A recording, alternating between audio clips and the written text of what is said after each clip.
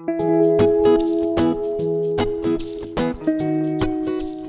guys, it's Angela here. So today I thought I would take you through my spice cupboard and share with you my spices and some key ingredients that I use in my Caribbean cooking. This is what I use, obviously not all at the same time, but depending on what dish I'm making, I will select the most suitable ingredients for me. So yeah, Caribbean cooking and African cooking uses a lot of spices to get that flavour, and every Caribbean island and every African culture will use different spices um, according to taste and in various quantities. So yeah, it will vary from island to island, country to country, and from person to person. But this is just what I use and what I was taught to use by my mother. So let's just have a little run through the ingredients. So I'll start here at the back. So I've got some crushed chilies, and these tend to be dried chili flakes. Mainly the seeds. They are really spicy, so usually only use just a small amount, a small pinch in my dish. Using this gives it a beautiful colour, and you've got that colour flecks running through your dish. So yeah, something I always keep handy. And then alongside that, I've got chili powder, and this is the chilies that have been ground down to get this powder. You can get different strengths of chili powder, from mild to hot, and whichever you choose, I'd always say just build it up. If you're not used to chili and spice, just build it up nice and slowly, instead of having a large amount in your dish and then it becomes unpalatable. So you always have my chili powder handy. And next I've got some all-purpose seasoning. This is a really useful spice because you can use it in so many dishes, from fish to chicken to meat, all sorts of things. Even put a sprinkling over your veg if you want to. The great thing about this is if you're just new to starting out using spices and you're not sure what to use, then this can be a great one to use. So always have a little bit of this available to pop in my dishes. Then next I've got some pepper. So I always like to use a little bit of pepper in my dish, and this one is coarse black pepper. There's different grades of pepper, and this one is a coarse black pepper, which is different to this one, which is the black peppercorns. So it'll start off like this, and then it gets ground down to this, and then one step further to your ground black pepper, which is kind of like very, very fine. So I like to use all three depending on what I'm doing. So if I'm adding a little bit of black pepper to a finished dish, I'll use a sprinkling of this. If I'm cooking, say like, a curry or something like that, I tend to add a little bit of the coarse black pepper. But when I'm doing, say, like a curry goat or soup, and it's going to take a long time for it to cook down, then I do like to use the the black peppercorns, because when it's in the pot and it's cooking for a long time, then the flavours are slowly released into the dish. So I kind of like that for soups and stews and casseroles. So that's my black pepper. And next I've got curry powder. Um, this is a beautiful golden colour, so great for making curries, stews, and sauces as well. It is, again, just like the chili powder, you can get different strengths. So you can go from a very mild curry powder to a very hot one. So again, depending on your flavour and your style and your taste, I would always start with a mild one and then build it up. So fantastic for if you're making a curry. Next, I've got paprika. So this is great just to add a little extra colour and spice in that in your dish. It's not too spicy, it's quite a mild spice, so you know, a great one to get started with. Then I always have salt. This is my pink Himalayan salt, and I also use sea salt as well, the crystals. And this is just a personal thing. I like to add salt, either the pink salt or the sea crystal salt, into my dish as I'm cooking. It's not often that I will add salt once the dish is cooked. I like the salt to be in and part of the cooking process, so that it just adds real good flavour and brings out the flavour, and therefore I only need a small amount. So yeah, having these salts available are great. And again, another personal thing is I never use table salt. It'll be one or the other of these.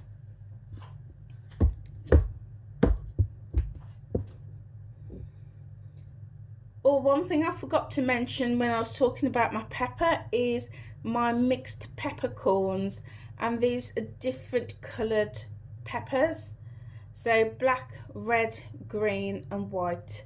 So again, I use these in the same way as I would my black pepper, just adding them to the pot. It adds flavour and fragrance and heat. There's also another one that I usually use called pimento, but I've run out of that, so I don't have that available. Okay, moving on to other things that I use. I like to use a little bit of garlic salt. So this is great on meats when I'm seasoning up my meat, because it just brings out that extra flavour into it. Then I like my spices, so I have mixed spice, and this is a combination of thyme, marjoram, parsley, oregano, sage and basil. So I like to use that. But I also like to use fresh thyme. It smells amazing, and the flavours that you get coming out of fresh thyme is wonderful. So I buy it fresh like this. I also have a couple of thyme plants in the garden, but sometimes I will just, if I see it in the supermarket, I will pick it up in a packet like that, and that's your fresh thyme. I also have things like mixed spices, and this contains coriander seed, nutmeg, clove and ginger. Again, great for things like my soups and my stews and my curry goat and lamb curries and vegetable and vegan curries. Fantastic for that. Smells amazing with all those mixed spices. And then I have like my liquid seasoning, absolutely essential to get that deep, rich, dark colour. So particularly when I'm making jerk seasoning, I will use this, and I'm going to be making a jerk seasoning and jerk sauce in a future video. So if you want to see how I do that, then please hit the red subscribe button and the notification bell so you don't miss when I upload that video. But this is essential for that.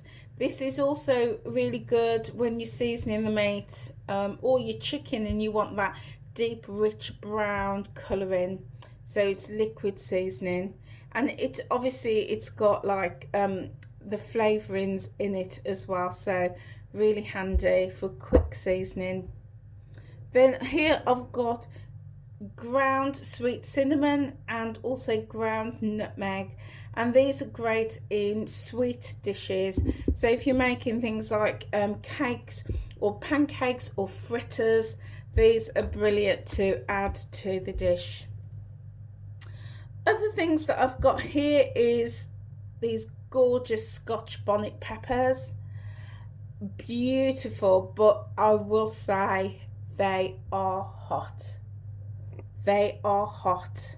So I've got a couple of chili peppers here, and as you can see, they're a little bit different in shape from the chili. So that's a chili pepper, and this one is your Scotch bonnet.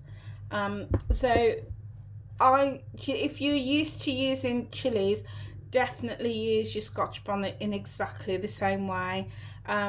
If you're using it, always make sure you wash your hands, you don't touch your eyes or your mouth, because it will burn, especially if you using the seeds as well. So I will use this when I'm seasoning up my my dish, leaving it to marinate, or when I'm going to make my jerk seasoning and jerk sauce.